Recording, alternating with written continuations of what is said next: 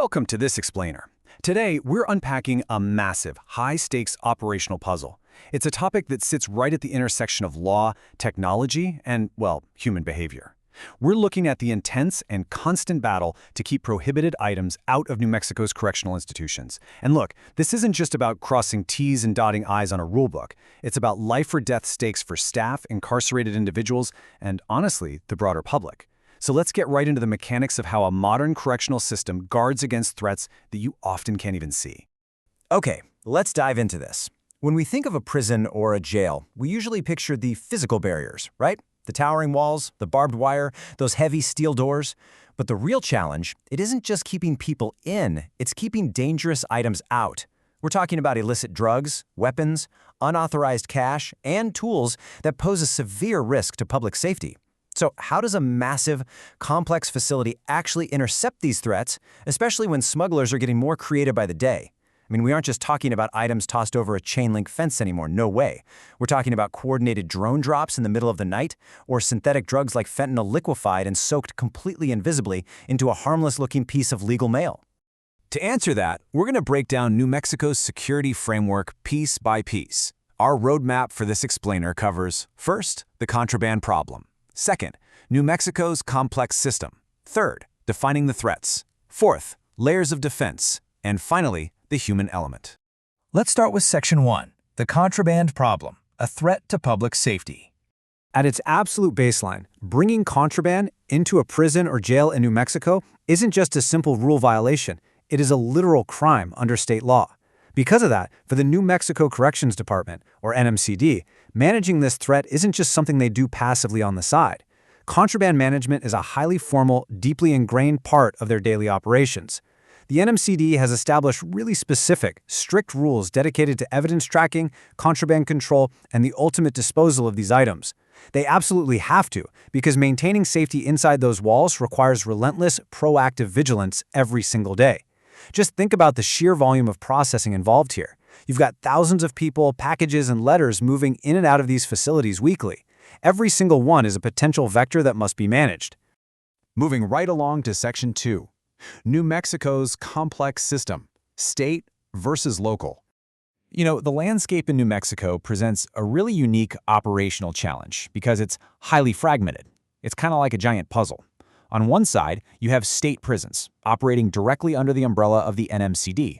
But on the other side, you have common jails, which are often controlled by county sheriffs, local administrators, or even independent private contractors. Because the control is split up like this, standardizing a single, uniform contraband policy across the entire state is incredibly difficult. And here's why this matters. Imagine a massive state penitentiary that has the budget for state-of-the-art millimeter-wave body scanners and dedicated K-9 teams.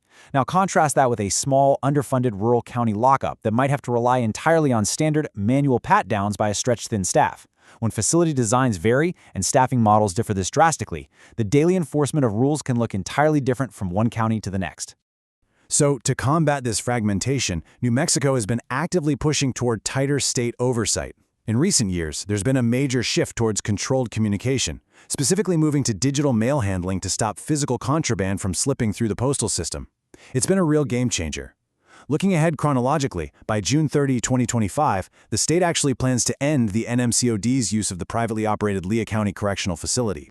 Ending that private contract is a massive move, as it brings those operations directly back under state control and closes gaps in oversight.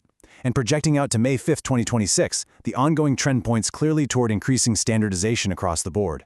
The simple truth here is that whoever has operational control directly impacts how well security policies are funded, trained on, and implemented on the ground every single day. All right, Section 3, defining the threats beyond the obvious. Now, what's really interesting about this slide is how it shifts our focus to the actual items being smuggled today. This completely reframes our expectations. It moves far beyond the obvious things you might see in a Hollywood movie. When the general public hears the word contraband, they usually picture explosives or massive weapons. But in a modern correctional facility, the threats are often incredibly mundane-looking, yet deeply dangerous. We are talking about illicit drugs and paraphernalia, of course, but also cell phones and chargers. I mean, think about it. A smuggled smartphone is essentially an untraceable gateway to the outside world, allowing individuals to orchestrate crimes, coordinate gang activity, or intimidate witnesses right from inside their cells. Then you have seemingly harmless accessories like chargers. A charging cable can literally be stripped down to power makeshift tattoo guns, or much worse, used as a garrote. You've also got tobacco and vaping products, which become a highly lucrative underground currency, cash, escape tools, and makeshift weapons. And perhaps most alarming are hidden messages and altered items, pieces of Suboxone hidden underneath the adhesive of a postage stamp, or children's drawings laced with liquid methamphetamine. It's a constant, highly sophisticated cat-and-mouse game. That brings us to Section 4, Layers of Defense, the outer and inner walls. Let's move to and see how this builds. Because to build a comprehensive security web, New Mexico absolutely cannot rely on a single magic bullet. Smugglers are just too inventive. They're hiding items in clothing, inside vehicles, or even within body cavities. So a single point of failure would be disastrous. Instead, the state uses a strategy called layered security. It's a multifaceted defense system, combining visitor screening, detection tools, mail controls, and internal discipline to prevent, detect, and document contraband. Think of it as a series of overlapping safety nets. If a prohibited item somehow bypasses the initial visitor screening, it might be caught by detection tools. If it slips past that, mail controls or internal discipline protocols are there to catch it in the housing units. It's a system meticulously designed to stop things in their tracks. Let's look at those frontline outer defenses. Visitor screening is arguably the strongest tool available. Everyone gets a clear notice of search rules right at the door. There's questioning at entry, deployment of highly trained canine units, and mechanical drug detection. The search process can be incredibly thorough, including pat searches and mouth checks. And the stakes for noncompliance are absolute. Under NMCD policy, refusing a strip search means your visit is immediately canceled, period, no exceptions. But perhaps the most dynamic shift is the digital handling of inmate mail. By transitioning heavily toward the digital processing of letters, where mail is sent to an off-site facility, scanned, and delivered to the inmate on a secure tablet, the system is revolutionized. Taking physical paper out of the equation entirely shuts down a massive, notoriously difficult-to-monitor avenue for hidden substances. But, what happens if something actually makes it inside? This is where the internal chain of custody kicks in, and it plays out kind of like a rigorous mini-detective story. Step 1, preserve evidence for criminal or disciplinary hearings. Staff must carefully bag, tag, and secure the item. An unbroken chain is legally required to prove the item belonged to a specific individual. Step 2, document where it was found, the handlers, and disposal. They must record exactly where the item was found, every single person who handled it, and exactly how it was stored. This paper trail is vital to ensure evidence doesn't conveniently just disappear. And Step 3, prevent the item from being reused or circulated. The ultimate goal is to ensure that once contraband is confiscated, it is permanently destroyed or turned over to outside law enforcement.